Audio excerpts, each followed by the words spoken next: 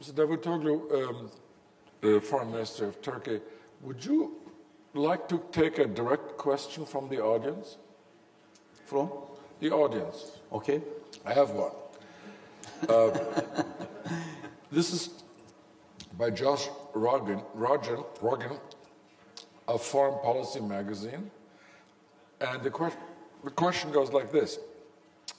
My sources tell me that you have now asked NATO to begin planning for contingencies in Syria. Is that true? And if so, why did you do that? This is not true first. But let me say how Turkey approaches all this process. When I analyze this, I think this question will be also should be reassessed. First of all, last year, in the same place, we had a discussion on Arab Spring. At that time, Tunisian revolution was successful, but Mubarak was out of power, but we were talking who will be replacing Mubarak, what would be the transitional period, etc. There was nothing in Libya. In Yemen, there were movements, but people were talking what will be the future. In the same panel, I used one concept. I said this is a natural process of history, and we have to understand the spirit of the history. I think history is functioning with its own logic. It was a natural process, it is a natural process, and it will be a natural process. Why? If we look at last 30 years, we had 3 big earthquakes in international system. The first earthquake was in 1991, 1989, then 1991. Geopolitical earthquake, the end of Cold War. The second earthquake was 2001, 9/11, a security earthquake. The third one is now we are going through this process, is an economic political earthquake, economic crisis in Europe, political transformation in the Middle East. And we have to deal with this as a process rather than just one problem.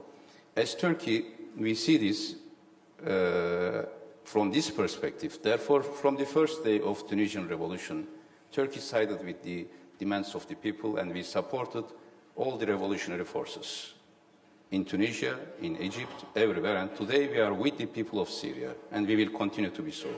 And whatever is needed for Syria, we will do. Why?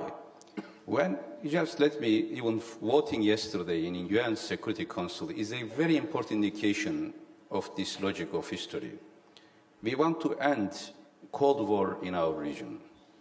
In fact, today, national, regional, and international level of confrontations or challenges, all of them are related to the elimination of Cold War structures in our region. Nationwide, pro-West or anti-West, pro-Soviet. Mubarak was pro-West, Assad was pro-Soviet during Cold War. Both of the regimes were archaic, and the Cold War has ended in Eastern Europe, but it continued in our region for 20 more years.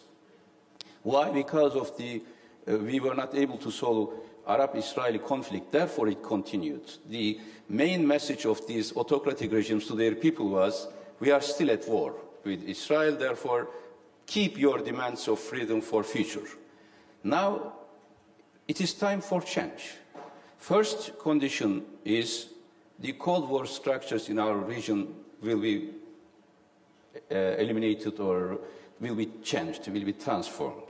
It is not pro-West or anti-West. It is a natural process. Second, we don't want regional Cold War. When I went to Tehran last month, that was my statement in Tehran, and also before going there, we don't want a new Cold War. What I meant with this is, we don't want 2 fronts in our region. Revolutionaries, status quo-oriented countries, or Shiite Sunni countries. We don't want to have polarization. We want to have same values being applied to all the countries. Today, after 1 year, we could be very optimistic regarding North Africa. It is a success story today, Tunisia, with a coalition government. There is a hope in Tunisia. Despite of all the difficulties, we are very hopeful for Egypt as the backbone of Middle East. In Morocco, there was a very successful election. In Kuwait, so in North Africa, we are optimistic. Starting Kuwait in Gulf, of course, there's another logic in the sense of less populated, more income countries. But the main risk now is, in our region, is in our neighborhood, Syria, Iraq, Lebanon, where there could be new nucleus of confrontations, ethnic-based or sectarian-based confrontations. We don't want to see any confrontation. Lastly, I will finish, just to complete. We don't want Cold War logic in international system. Unfortunately, yesterday, in UN, Cold War logic continued. UN Security Council, unfortunately, did not own the issue of this transformation. And Russia and China did not vote based on the existing realities, but more reflexive attitude against West or against certain demands. Here the question is, the veto power should not be used from this perspective. Arab League and the only non-Arab neighbor of Syria, Turkey, is backing one resolution. We will pay the price, not other countries. We will pay the price as the Arabs and Turkey. And we want something from the UN Security Council. And in UN Security Council, the old logic is functioning, and polarization prevents even a resolution, very soft resolution. Which type of message are we giving to the Syrian people or to the region? Therefore, there is a need of check of these all Cold War logic and structures. Thank you. I feel